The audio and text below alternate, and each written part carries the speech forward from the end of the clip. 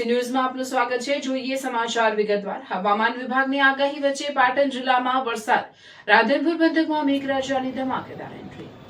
રાધનપુર પંથકમાં વરસાદી માહોલ જામ્યો। મેઘરાજાની પધરામણી। સમી હારીજ રાધનપુર પંથકમાં વરસાદી માહોલ। ગ્રામ્ય વિસ્તારોમાં લાંબા વિરામ બાદ વરસાદથી ખેડૂતોમાં ખુશી।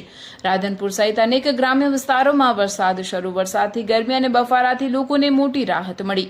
ખેડૂતોમાં ખુશીનો માહોલ। વાવણીને મળશે વેગ। નીચાણવાળા વિસ્તારોમાં વરસાદી પાણી ભરાયા। રિપોર્ટર વિપુલભાઈ ચૌધરી, રાધનપુર।